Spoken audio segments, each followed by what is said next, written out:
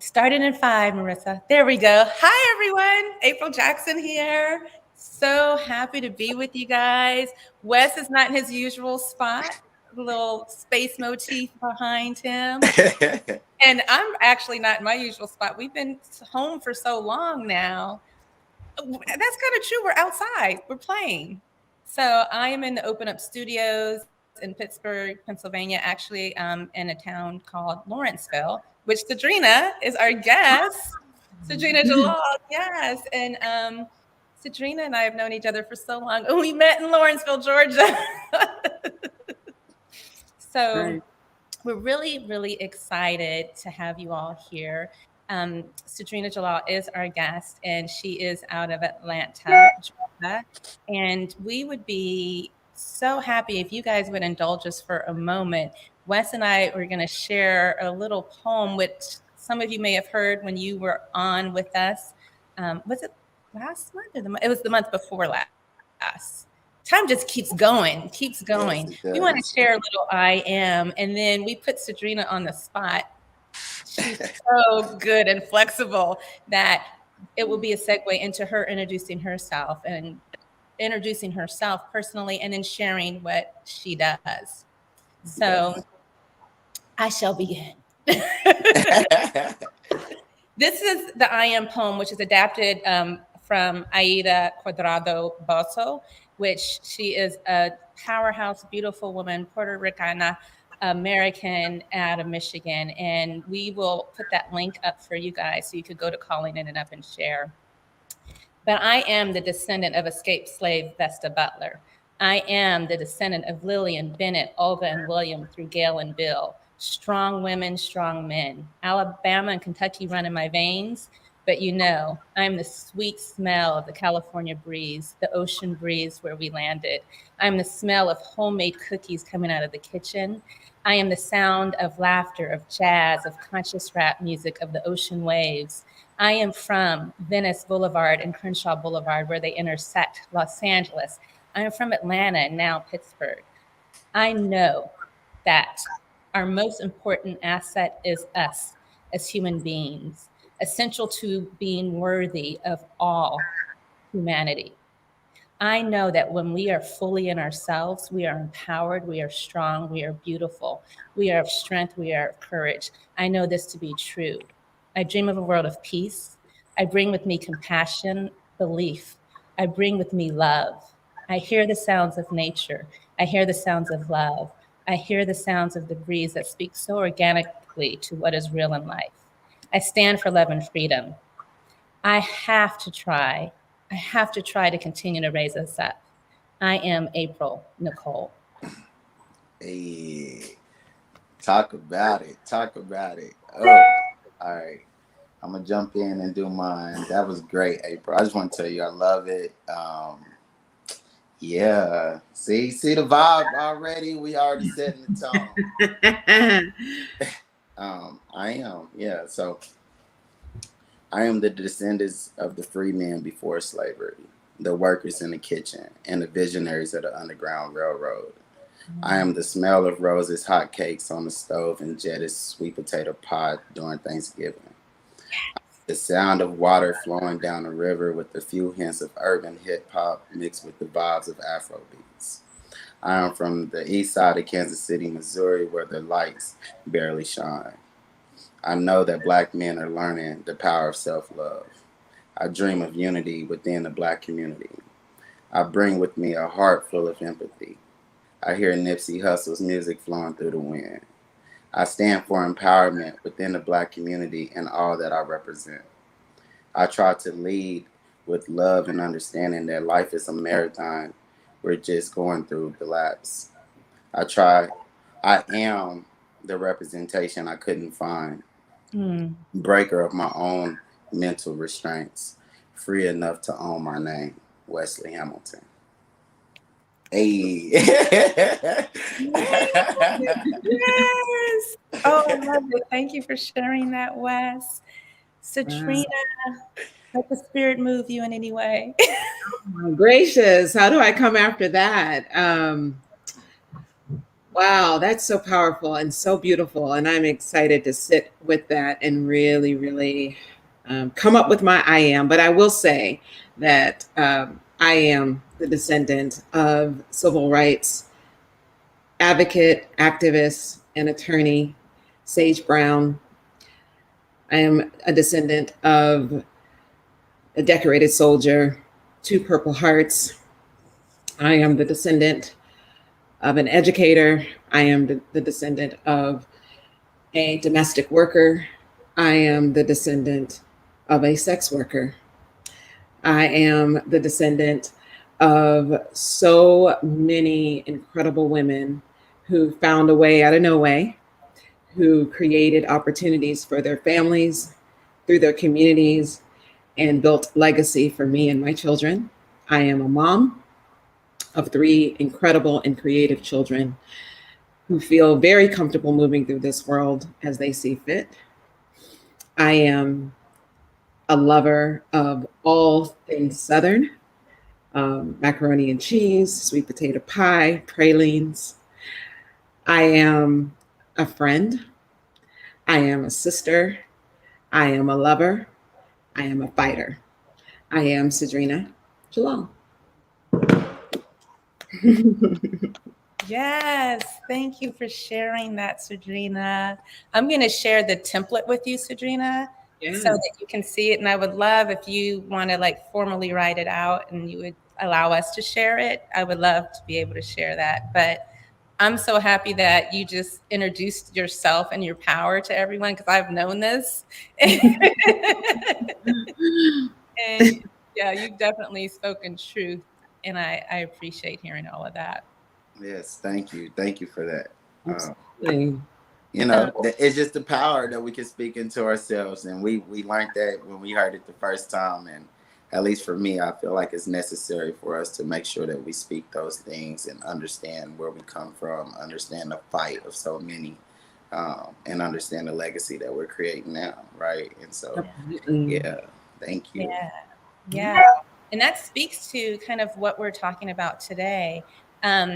We are going to probably extend this conversation. Karis from Gift cannot attend today due to some familial complications that are going on with her son. So we'll send out some good vibes to her. But I think actually this beautiful, like Wesley suggested, even that we tap into who we are, because it was in talking with Sagdrina that it was enlightening to me to hear, like, April, did you know that Black Americans are number one in giving? Like, Black Americans give more than anyone else. And I was like, girl, really? And and when that hit me, I sat and thought about how much I've given, and we came across some resources which we'll share. Like, I read an article and I thought about how much, like, I used to tithe to the church. I used to tithe a whole lot of money to the church. And in other areas we give. And so as Giving Tuesday is coming up on November 3rd, I think it's the 30th, we want to really put ourselves out there to let people know that when you are giving, you're not giving to a lot of people who, when they may be of need, and there are definite organizations that are filling in gaps that shouldn't be there in our society. But understand the stereotype of just these no good, lazy, who can't take care of themselves and not doing anything for themselves. That's just a stereotype. We are trying to level up, and this is what we are doing to bring equity into our communities. And so I want to pass it to Sagdrina. So one, you can share what you do professionally and really like let's springboard into the conversation. Yeah. I mean, first of all, I want to say that it's more than a stereotype. It's a false narrative. It's a false narrative that has been intentionally created. The system is doing exactly what it's designed to do, what it was created to do. So thank you, April, for kind of setting that tone. So I do a couple of things. My primary gig, if you will, is I'm the senior director for community innovation at the Center for Civic Innovation in Atlanta. And largely our organization is kind of divided into two different arms currently. we have the civic engagement part, and they really focus on local elections and making sure that individuals are aware of what's happening in their community and are tapped into opportunities to get to know candidates, to support legislation and funding for the needs of specific needs of their own communities. On my side, on the community innovation side, we support entrepreneurs and change makers, both nonprofit and social enterprise organizations and entities that are really focused on creative and innovative ways to solve problems. And one of the things that we've been paying very close attention to, we've had about 100 folks come through one of the programs that I run, our fellowship program, and we see the challenges that they face, really just accessing resources to build capacity, to be able to fund the work, to be able to hire folks to expand the work. And we initially our focus was to make sure that they had all of their documentation in order. They had their nonprofit status, if that's what was needed, a strong board of directors, and strategic planning that would demonstrate. So it was really just about proving the value, which is, in my opinion, really the wrong way to look at this. But that's what we did. And you would think, okay, we do all the right things. We do what the system tells us to do, and funding should flow. And it just doesn't happen like that for Black folks, and specifically not for Black women. After COVID, we started looking, we had data, we were able to follow how giving took place in Atlanta and how it was distributed, who was doing the work versus who was receiving funding for the work. And it was, really disturbing to know that we had, these incredible organizations that were struggling to get money that was specifically set aside for this purpose. Mm-hmm. So it was an opportunity to see that it's not that the money isn't available. It's not that these organizations are not prepared to receive it. It's that it's really, it's philanthropy doesn't trust Black women. And I mean, it is what it is. And it doesn't trust us, not even to do work in our own communities. And that's very jarring, but it's truth. So yeah, that's how we got where we are.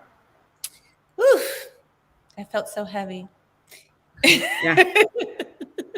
That whole thing of trust, that whole thing of trust is key. I feel like you said, when you looked at the data and you teased it apart, it wasn't Black women. And I suffice it to say, it's probably like Wes's organization, Disabled But Not Really. He's been on boots on the ground, wheels on the ground, literally both, for a long time. And Sagdrina, I've been working, we just talked about it, in that space of helping nonprofits, one, build their leadership, their professional capacity. Because a lot of people, I think, who go into these spaces, they have a desire, a dream, a hope, and some experience with what the issue is. But then to play the game, you have to really have a business. You have to be astute in business. You have to be astute in philanthropy. And there's so many layers to it. It's like you said, having to prove your value. And that's, I think, kind of disheartening. Yeah, absolutely. No, definitely. I mean, in philanthropy is bad because you have to prove it. So many other people don't prove it. And I like how you said, philanthropy doesn't really just doesn't welcome Black women, and I think about it as a Black man with a nonprofit organization serving a community that is one of the largest minority groups in the world. And within that, the intersections speak a lot of our communities. But when you think of disability, a lot of white-led organizations are the ones that receive funding. And last year with George Floyd and the situations that happened with that, of course, a lot of people start taking accountability. But what happened was, it was now at that point of so many people talking about Black people's mental health, talking about, the disparities in our communities, whether it was, from food and health to any wellness, right? Like, I think that's what me and April jumped on. But what we found was that it's so much fun in going to these things, but it's serving communities outside of ours, but in their language is geared to our communities, and so that's where it's been, for me, last year was an eye-opener to have companies take accountability and say that they have been providing all this funding for these organizations that don't serve everybody. And I think that when you think of leadership, nonprofit organizations lead a lot of things in this world. Just a lot of different causes, a lot of initiatives. People are putting their money into it. So it's very disheartening sometimes. Like, for me, I just grind, right? Like, I just grind. I know what I'm trying to do. I know how to serve, and I know where I came from. So I know that I didn't need much to do what I needed to do. So that's kind of like my mentality.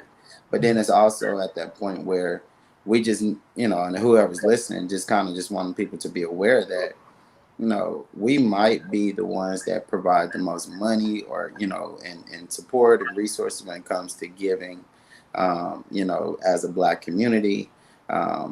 We have women that are very powerful in a lot of positions, but might not get a lot of positions when it comes to giving.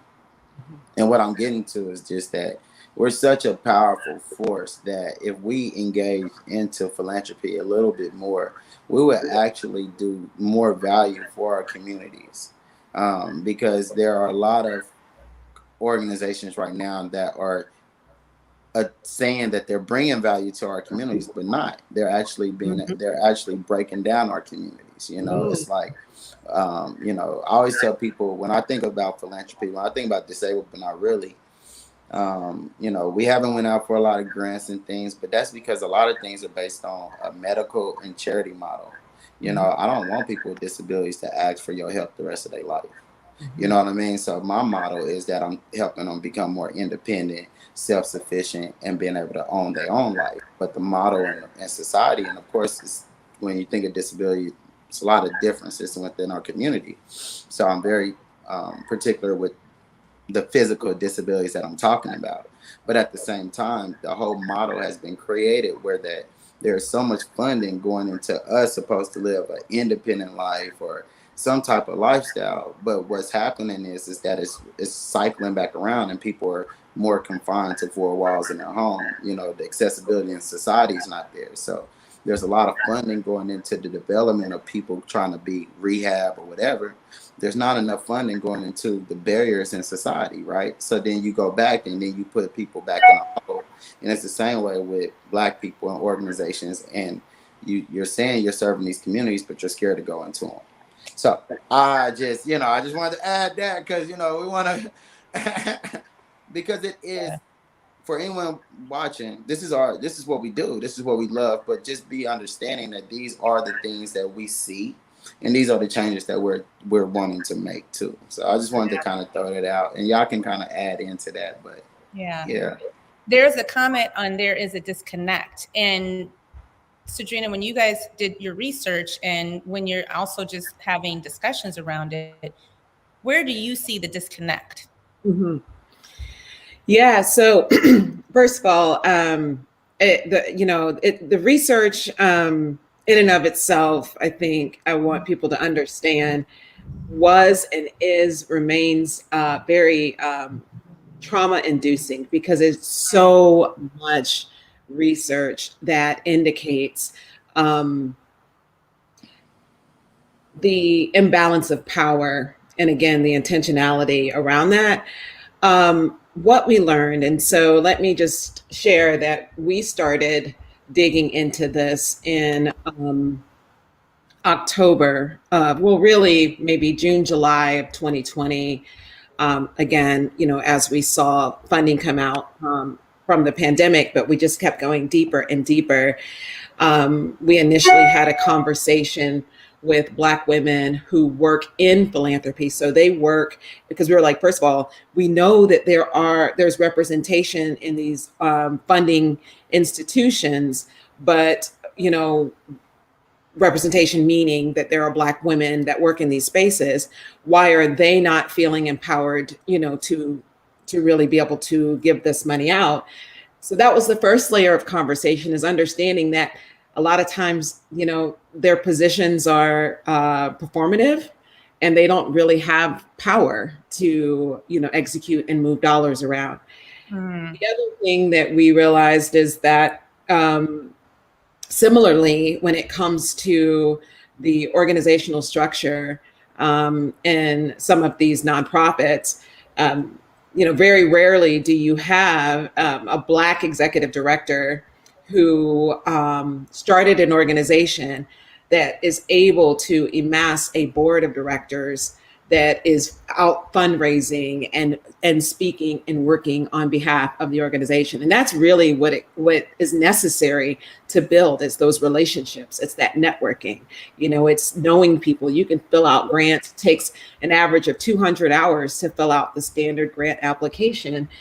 And, you can do that all day long, but it's those relationships we know historically that make the difference between getting funded and not getting funded. It's the conversations, the socializing with the folks that are making those decisions. So I think, what we decided at my organization at CCI was to collect, after we talked, we did our research. And we talked to folks in philanthropy to see, kind of how their arms are tied. And then we collected a group of Black women leaders and consultants that work with leaders and who understand how this game is played. And we put together a set of recommendations for philanthropy. And the first thing that we said was that philanthropy needed to acknowledge and atone for the way they have alienated and isolated Black folks from the opportunity to build and sustain their organizations. And that's huge because, without us really acknowledging the harm that's been caused, it's very hard for us to change, the behavior. So there's a lot of other things that come behind that, but really understanding and recognizing and stating kind of the complicitness that you as an individual or an entity has had in in the difficulty for Black folks to receive funding is super important. It's an important start. You have, is it a list? Am I right? Was it a list of 7 recommendations? We have 5, but we could have come up with 500. But okay. I knew there was a list, and I remember you talking about it the other day.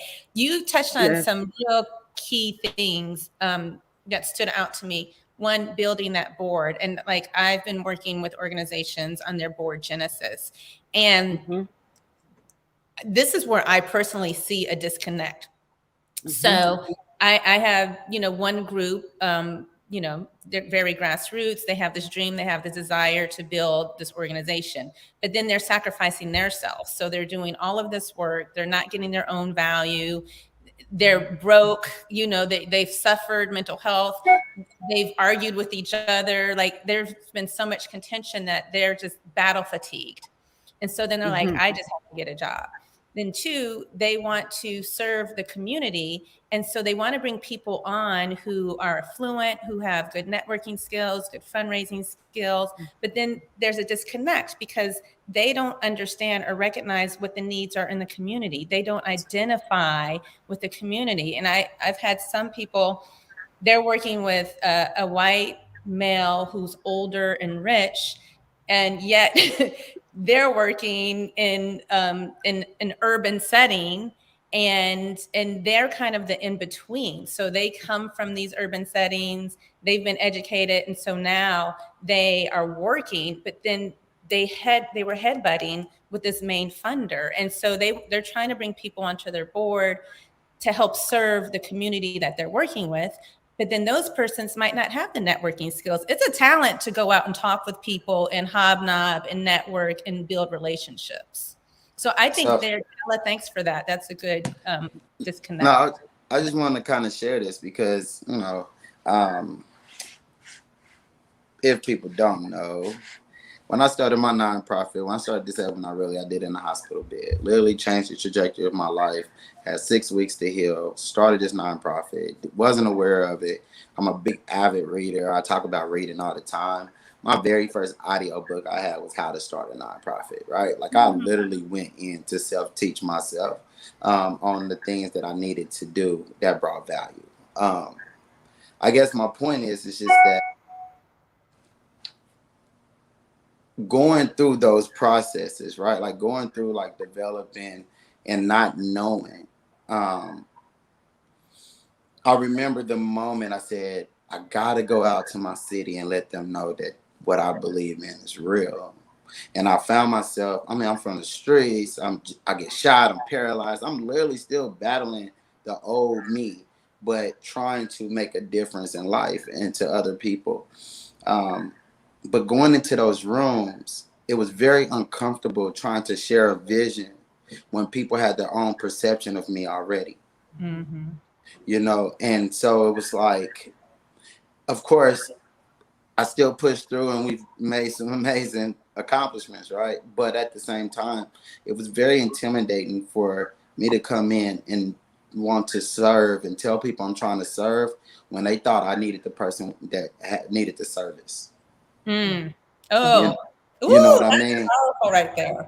Yes. And so when I tell people, like, a lot of things aren't so Black led, a lot of things aren't even disabled led, right? Like, and so I represent two communities where people think I need the service and all their money is going into serving me. So why would I be the one to come in and be like, oh, I'm creating this? And so it was a lot of back and forth for people really not truly believing, because it was like, well, you're out here trying to do this, but my mission is to help you. Mm-hmm. You know what I mean? Because my perception is that you need the help. Right. And it started to shift the conversation. Yeah. Because once we go into those rooms and start speaking with intent and conviction on the things that we believe in, it shifts what they've been going in talking that BS so long, right? Like going in talking, oh, these urban communities or these, they say Black communities when we ain't in the room. You know what I mean? Like they say they're very intent with the way they talk about us when not in the room. But all to say that when we begin to be in a room, what does is it's breaking the system that they created that has helped them on so many different levels, whether it was monetary growth, like, we understand, like a lot of people put money for taxes, things like that. Like philanthropy is something that you can funnel in a lot of ways. And you got people that are doing it from heart, and you got people that are doing it from greed. And they're just trying to literally just put themselves in a position where that they can be okay with however they live. Like they feel bad, but the way that they feel bad for the communities aren't in a system of uplifting. But what I found in Black organizations is that we create the model from understanding pain. We create the model from resilience. We create the model from everything that we had to battle every day of adversity that we face. Like, that's what we create our model. It's like, and what I find is that we're so driven into what we do that we can have the understanding that of these models and these how people look at us, and still go in a room and create everything that we want to create because of how we're embedded in our organizations, and I think that anyone, I tell people all the time, go out and try to do something for your community, get behind something that like follows your heart or whatever. But when you understand that what we're doing is actually shifting change, not normalizing the struggle, I like that. Because philanthropy has been around for a long time. And when I look at our communities and the things that's supposed to help our communities, and I still look at our communities, it's the same way as someone being in a DEI space for 30 years. True. Like, That's true. what you been doing? You know what I mean? Have It's you been? not creating systemic change, and having representation, I believe, can help shift the narrative. Even people want to hold on so tight to their narrative. You just being in the room, it changes. It changes the prop. It changes, and they have to see it because they have to see you. I mean, they cannot see you and overlook you, but I think representation is really important. Sagdrina, do you have anything on that?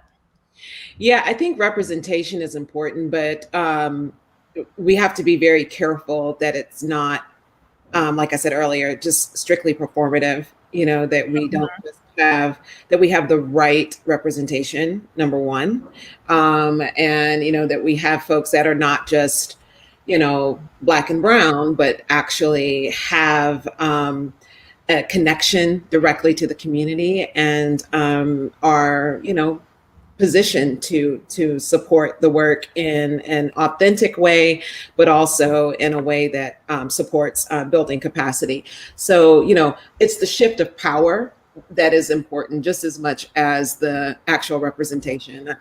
I think there's a question about the community acting as liaisons. And, that was something that was a huge part of our conversation when we pulled together this advisory group to discuss ways that philanthropy could be better. In general, we looked at what works across the country and what projects seem to be on track. And participatory grant making is something that some folks in philanthropy are starting to adopt, and that's where it kind of shows up in different ways. But the idea is that the folks who are determining where money goes in their community are directly connected to the work and represent the folks that are going to be most impacted by the work. And so the idea is that from the start of the funding experience all the way to awarding the money, there is weigh-in, there is a contribution. A really good example of this, I just finished serving on an advisory council for the Forward project that MailChimp has. And it was about 12 of us, either nonprofit leaders, consultants, folks that have tons and tons of experience working in organizations and in philanthropy, largely, not entirely, but largely Black women, because Atlanta, is largely Black, and the work is being done by Black women. So we really wanted to make sure that we were able to have that representation, but also the knowledge base of like what's happening in our city that is not being supported. And what are the organizations that can, that we can really focus on. And it was incredible. We were able to support an application process that was not daunting. Again, I said most applications take 200 hours. We were able to support an application process that the applicants indicated was took them an average of 3 hours to complete. That's huge. Right. Yeah. And this was, by the way, for $200,000 in unrestricted funds and $25,000 for strategic support. So it was a big grant that took them on average 3 hours to complete. So that was huge in and of itself. Right. And then, beyond that, once you made it to the final round, they awarded everyone at least $5,000 just for participating in the process. So acknowledging that this investment really takes time, I think, is, and that the community's intellectual property, whether they receive, the $200,000 grant or not, is significant. And so really, I think it was huge for MailChimp to take that position. And then, the other thing I want to say is that all of that was possible because in Atlanta, Josh Penny is he's kind of the community-based like grant manager. He has developed very significant relationships with the organizations and in the community that MailChimp seeks to serve. He himself is a Black man and member of the LGBTQ community, and also, has family. His family owns a restaurant in the metro area. So like really understanding and being, really deeply rooted in the community, as well as making relationships, staying on top of what the needs are, what the community's asking for, is something that he's been doing for years. So he's like a household name. So he was able to handpick us. So I think that's how you create that, first, the relationship, and then you identify who are those key folks that can lead that work, and then compensation of the community. How do you compensate? Not just hopefully you'll get a grant. It's like, how do we respect and value the, just the wisdom and wealth and experience that already exist? And I think that's so strong. Am I echoing? Huh, interesting. Still echoing? You are. Let everybody hit mute real quick. I'm gonna get some feedback. Okay. I'm not echoing now. Okay. Sagdrina, you talking about value is huge, because when we talk about, and to me, this kind of connects to like community members, going back to where there are these group of women trying so hard to do something for women, and they are childcare needs. They have bills to pay. They have housing to cover. They were sacrificing, they were being educated, and they were sacrificing their own personal time and space, and they didn't have the bandwidth to do so. But imagine if they did have enough money to pay for childcare, to make sure everyone in their house is fed and all their bills are paid, that they had time to take care of themselves and write a grant for others. And we're asking people, like you said, on average, did you say 200 hours? 200 hours, yeah. And I know I've written some grants, and by the time I've written the grant, like I was in tears when it was denied. Although I knew it could not happen, I didn't think I'd be that vested in it, but you put so much into it. And it's like, I'm just asking for a few cents. And then this whole concept of restricting funding and unrestricted funding, to me, that goes back to value and trust. Mm-hmm. Like you're asking, okay, you're going to buy meals and pass them out on Thanksgiving Day. Here's $1,000 to provide those meals. You can only buy food with the money. That's all you can do. You can't pay for your gas. You can't pay for the time that you have brought people in. You expect them to volunteer. You know what? Black folks have volunteered enough. You know what I mean? Like women have volunteered enough. People have. That's all we've done is volunteer enough. And we have organizations in the community, the churches, we have organizations, we have the Greek organizations, we have organizations in the Black community that give to ourselves, but the system hasn't changed. As Wes has mentioned, the system is still the same. Their entities that run after school programs, they still look the same in the dilapidated buildings. Maybe 2 or 3 people rise out of it, but how many more don't? And so I think it's important to engage members by giving them value, giving them education. If you teach somebody how to run a nonprofit, if you teach somebody business, if you teach somebody financial planning, then you are then empowering them to move forward. I shall mute myself. Anyone else can unmute. No, definitely. Leadership, a lot of things for us, we just need to learn and follow up with. But yeah, a lot of us just need to be taught. A lot of us should be compensated, time. It's just a lot of things when you think of philanthropy. I know I started off with my work kind of just trying to find people that truly believed in the mission, that would really be motivated, that would push it out. And then over time, it's like, that's cool and all, but certain people that, you want to pay people for their time. You want to make sure that they're valued as much as well. And I started taking that approach and just making sure, if we do have people, we have our volunteers, but we have leaders that are with us, that are following our mission. How can we make sure that they're taken care of so that they can help keep us moving, and not exhaust them? Because it's a job inside of a job, and you really have to lead with your heart in this type of work.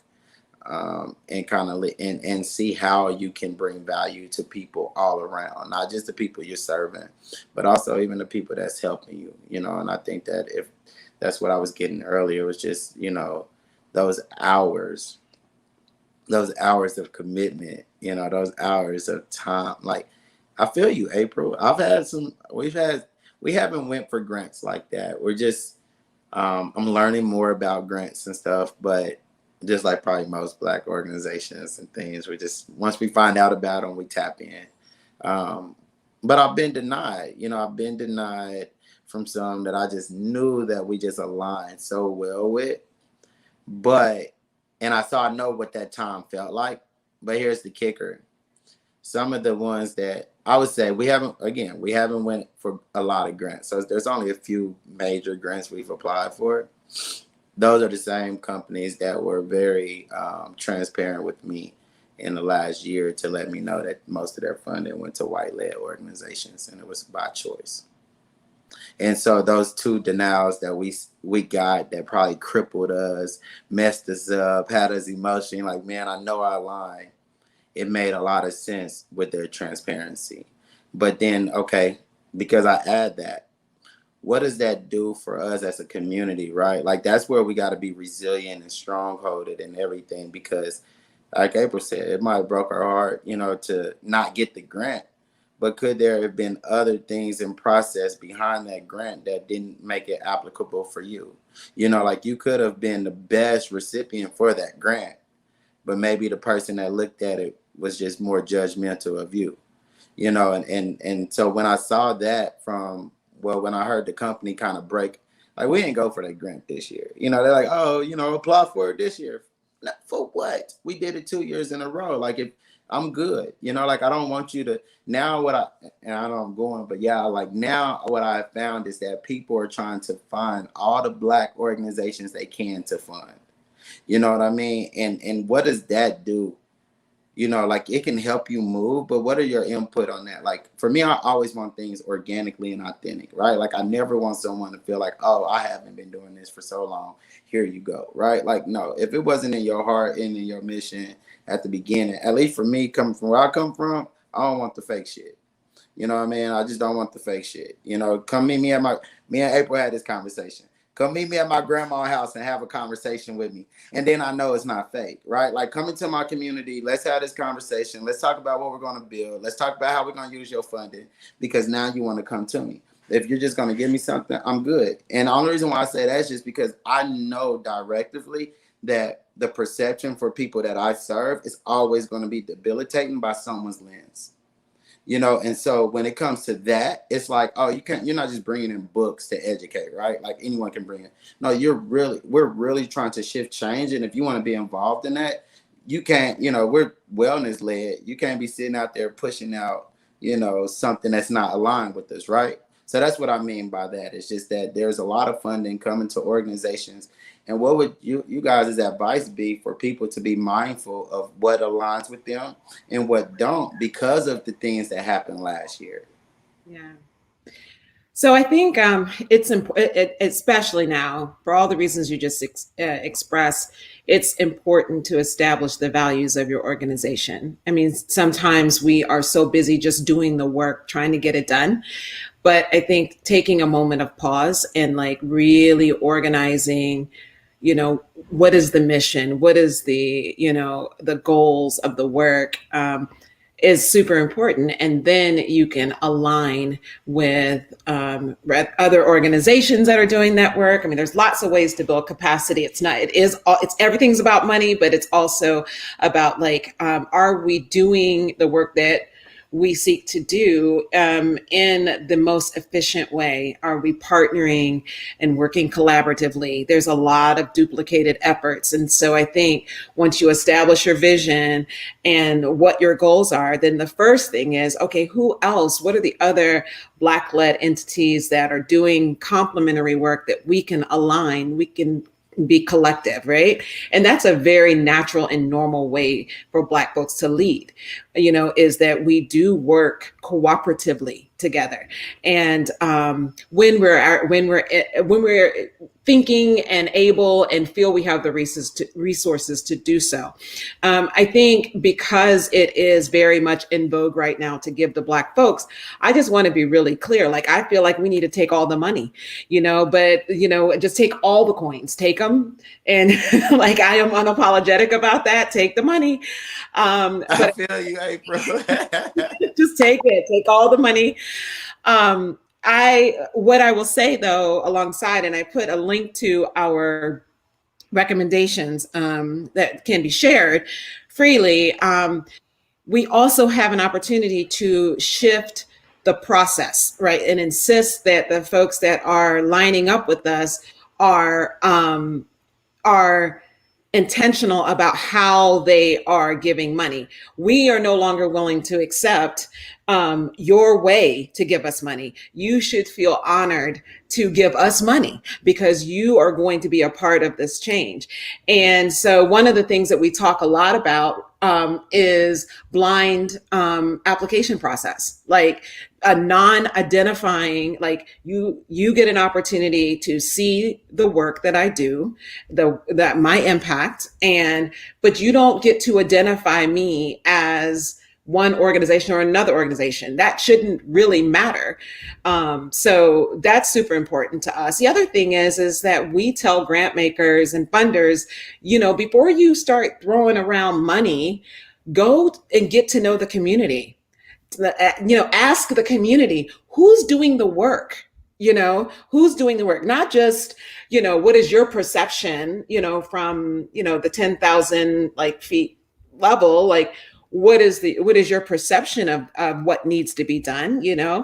Who's actually doing it? There's so many examples of just like folks that live in communities, and in my neighborhood, there's an entire program that helps legacy residents that are in my very gentrified community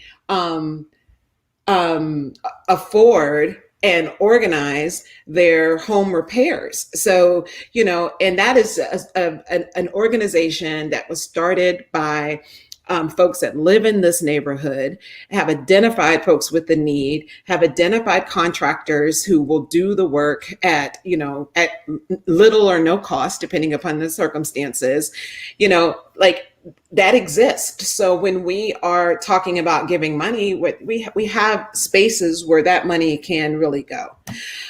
So I think that it's extremely, extremely important to, for us to not only, consider who we're aligning with in terms of their giving practices, but also we need to push the envelope towards them changing those giving practices and simultaneously take the coins. I love that. Thank you, Sagdrina. Take the coins will be number one key quote from today. There is a question, and I want to go back to it. I want to build on something Sagdrina said. One thing is know your values of your organization. And I have found that a lot of these organizations start with the greatest of intention. And then when it's time to do that strategic planning, they're like, well, our values are blah, blah, blah, blah, blah. And then they find that their values are not aligned with their own personal values. Mm-hmm. They may think they are, but if there's a misalignment of your personal values to the values of the organization, that's a disconnect. So you might think you have a passion for something, you might think you have a passion to give food, you want people to eat, but you might not have the passion to cook. You might not have the passion to grocery shop. You might not have a passion for a part of the work that needs to be done that's integral to that organization having success.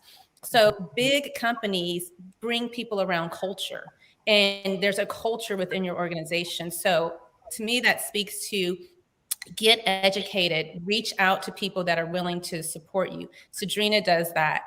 Here in Pittsburgh, I didn't know until we met with my brother's keeper out of the city of Pittsburgh that Pittsburgh has the largest percentage of nonprofits in the country. I had no idea. Wes didn't even. That's a hustle right there. Right? Had no idea. And so, one, get educated. Back to the question, there was something else, but we're limited on time, so we'll do this question and then we'll have a little roundabout. But Sagdrina, I'm going to say you and I really like this word, sweat equity. So I saw that come up. I was like, what? Inside joke. This is we've always been dreamers. I will say that. I want to share a little bit about that, and then I'll give it to Sagdrina. One thing I do know when we talk about community members as liaisons, I was initially thinking of when you bring people onto your board, you usually ask board members to, you ask them for a give-get. Either board members are going to give a certain amount of money and it's required, like you give 500, 1,000, 10,000 every year, or you know, they can get something for you. So a board member who might be real grassroots, hands-on, lives in the community, if they don't have the financial means at that time to give, then you can ask them, well, what can we get from you? Maybe then they do the volunteer hours. Maybe they do the outreach. Maybe they do something within the organization that's necessary. Maybe they're a great accountant. You know, maybe they are a great grant writer. Maybe they are the ones that have the passion to cook the food or shop. But those are ways that you can ask people for some sweat equity on the front end to support the organization. Sagdrina, did you have anything on sweat equity? Yeah, I mean, I think that first I want to acknowledge that a good bit of the work that's being done is being done either not by folks that are volunteering, not being compensated at all, or very, very little underpaid. And so there's a lot of sweat equity happening, and it has tremendous value. And so, you know, one of the things that I really encourage folks to think about is it's the way that it is. And, you know, we all, you know, do things because we're passionate about it. But the only way to make work sustainable is to make sure that folks are being compensated so that they can stay focused on the work. And so I think any effort needs to have a trajectory that includes fair compensation for folks that are, you know, on the grounds, you know, doing good things. That being said, yeah, I mean, I think, as you said, April, the board structure really should, there should be equal value placed on those who are network builders, those who can give directly themselves, and then also, you know, those who have relationships within the community. I can tell you hands down that the funders that I've talked to, that's the point. They know that's more important than any, you know, application process that they can create. One quick thing I wanted to mention, because I think it's something that is uncomfortable to discuss about philanthropy, is that, you know, we talk about grants, we talk about corporate giving, but the vast majority of nonprofit dollars that are available are foundations, family foundations. And what happens a lot, like in Atlanta, we have the community foundation. So you have smaller family foundations that then are contributing to a larger fund. And it's a great idea. But the reality is that those folks may or may not even have any real intention or value in mind when it comes to making change in communities. They're really just trying to lower their taxes, you know? Mm-hmm. And so some of this is like understanding that, as our conversation has really been around, okay, if you're trying to do good work in the community and you're a funder, you know, you need to talk to these people, but we also need to recognize that that's not the goal always. So we have to really consider, okay, how do we hold these people that are getting tremendous, incredible benefit, by setting up these foundations, how do we make sure that we tap into that and we hold them accountable for, the tax benefits and resources that they're able to increase because they're putting their money strategically in certain spaces. Yeah, I like that. And I appreciate you, Sagdrina, for really diving into this core of systemic change. Mm-hmm. Because the way that philanthropy has been going for many years, I submit it's been leaning on that, like, oh, we're going to get taxed if we don't have so much in charitable giving. If we don't get off of some of these coins, we'll get taxed. We don't want to get taxed. So how do we keep our money? Oh, let's donate. Let's donate. I don't care. Just donate.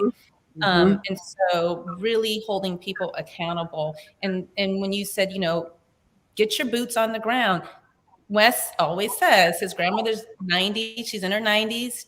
She lives, in the hood in Kansas City. Walk down the street, meet him at his grandmother's house, and let's talk about the work that needs to be done, as opposed to necessarily giving it to the big organizations. Mm-hmm. We have a huge hospital system in Pittsburgh. It's a nonprofit. It's like the biggest hospital system here in Pittsburgh. It's nonprofit. They're getting millions of dollars. Definitely. We are not. A lot of, but that's I've taken a lot of notes too. Just from this conversation, I definitely have. Feel like this is what it's about. We learn from each other. We all have great information, and if we share it together, we can grow. So a lot of this information is amazing for me.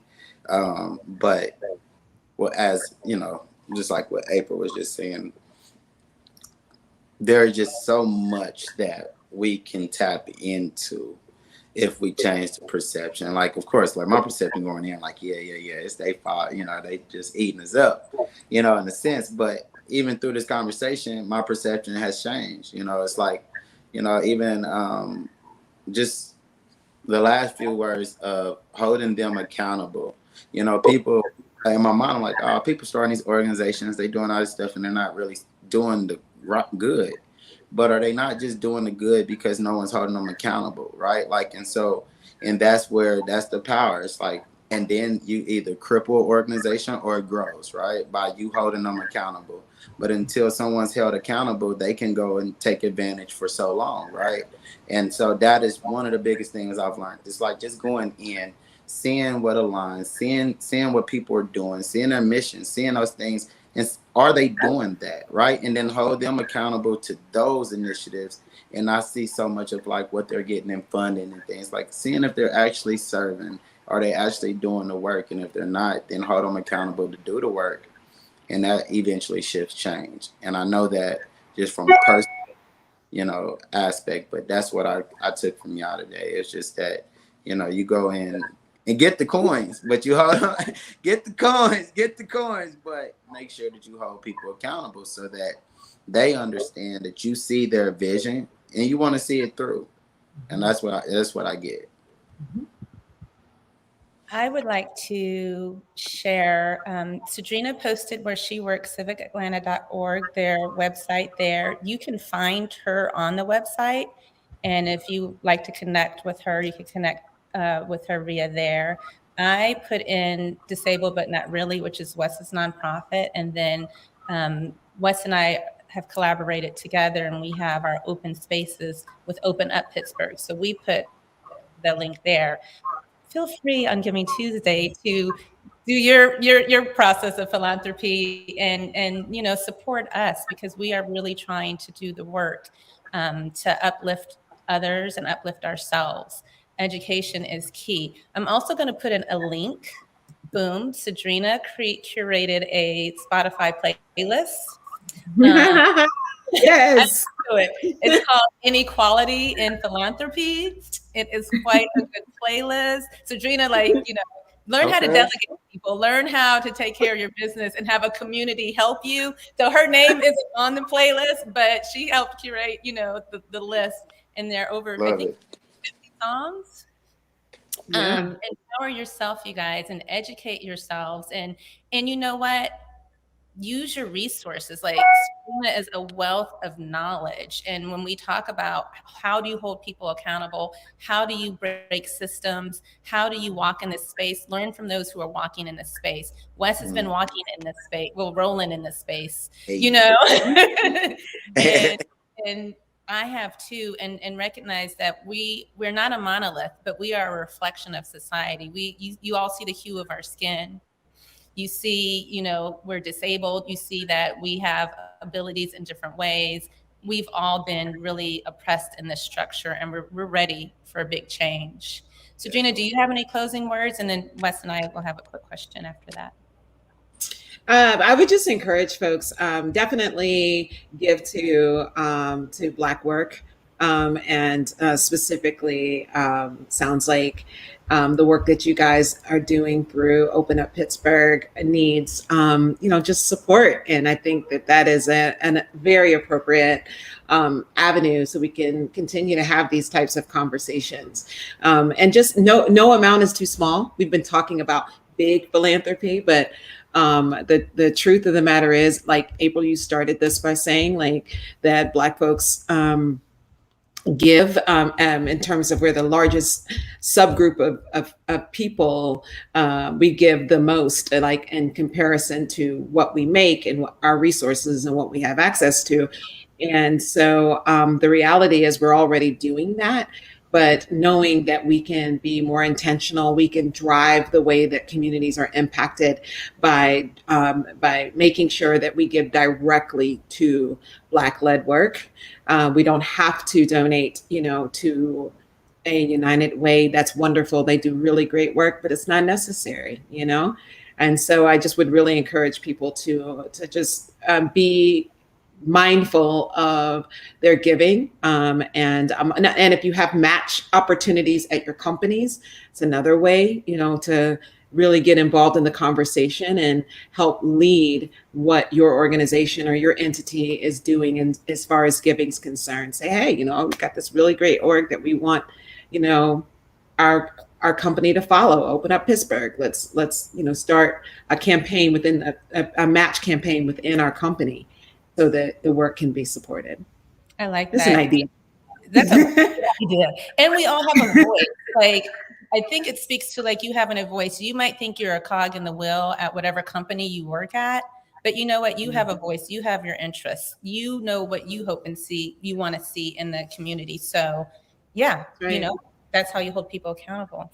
So we usually kind of we went a little bit past our hour, but part of this whole conversation too is to show that, hey, we are survivors and we're thrivers, and we have our own, we've elevated our own selves. We've come a long way. And so what are the practices that you've been doing? What are the books you've been reading, podcasts you've been listening, music practices you've been doing lately, Sagdrina, to support yourself?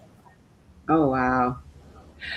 I'll be honest. I that playlist that you listed has been that was a very, very. I mean, I actually pulled together every single one of those songs. I spent days on it, and it was a healing experience for me. I'm like, there's so much music and so much creativity and beauty in Black women that has been there the whole time. So collecting that was a wonderful healing experience for me. And honestly, Adele's album that just got released is incredible. And just listen to it. I haven't listened to it yet. It's so good. So that's what I've been music lately, more so than reading. I've been listening. I like that. Ooh, thanks for sharing that. So I put her playlist in the link there. I listened to it too. I facilitated that wonderful talk. And I'll have to listen to Adele's new album. You're the second or third person that said that. So good. Definitely. Wes, what about you? Right now, trying to get into Will Smith's book.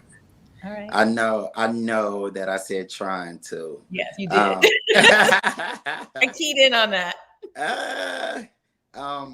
As a very, very admirer of Will Smith, I see his truth being spoken a little bit differently at the beginning. It's good, but I know that he could have came a little bit more real. And not saying that it was bad. I just feel like, you know, just another writer. It just sounds like it. And so it's not, but I'm trying to get into it because the stories and the motivation within it is very impactful. So get away from like, you know, what the writer did, but also go into the story. And I'm big on reading. So that's why I had to add that. So people know I'm not, because somebody like, oh man, Wes had me read this book and it wasn't even, no, it's getting there. Okay. But outside of that, I've been music. So it's funny because like I'm a big Kanye West fan, right? And I am. And you know, he always had the reference to understanding that he went through struggle. He's been through a lot. So his new CD, his new disc or whatever, has a song called Come to Life. And I don't know, every time I listen to it, I'm full of joy. Every morning I listen to it. I even told my mom to start listening to it. It's just, you just letting your dreams come to life and how much you believe in them. And it's so uplifting for me that I think that is one, every day because I get emotional, and it's hard for me to get emotional because I'm like, but it never fails. Like I was telling my mom about the song yesterday headed to the airport, and we both got emotional as I'm just sharing why that song has such an impact on me, you know. Yeah. And so right outside of the book, that song, literally I was on the airplane, my mom texted me like, listening to the song now, you know, and I'm like, oh, this is where it's at. So again, it's something about when you can understand someone and where they've been through, or the words that they're trying to put out, you relate so much. And I've just embodied that song in a way that it's like my uplift every day. Uplift. Like, I got it. Yeah. I think add that to Sagdrina's playlist. Add it to the queue. Well, definitely. Thank you guys. I'm still, you know, I downloaded Will Smith's biography, so I'm glad you shared that along with some others. And I'm on a mission. I think I have 4 hours left of Obama's biography. And I really like it. I've been telling people, if you haven't read his other books, definitely read his other books. So this is truly like a presidential biography, a lot of historical facts, things that I'm super interested in. I was a history major. But yeah, that's what I've been on now. But now I think I'm gonna put on the playlist and start dancing a lot. You know, feed my soul, right? Get out of our heads so much. So thank you so much, you guys. Sagdrina, thank you. I can't tell you enough how much we appreciate having you here. My pleasure. I love starting my Sunday this way. This is great.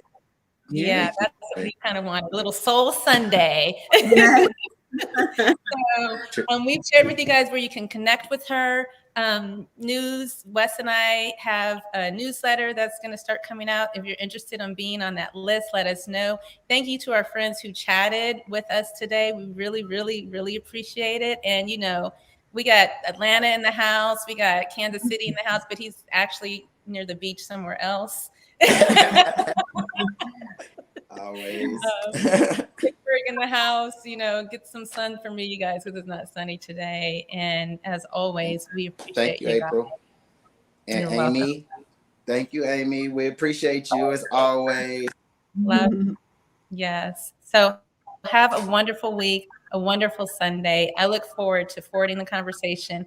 Takeaway, get these coins, y'all. And hold them accountable. Hold them accountable. Yes. All right.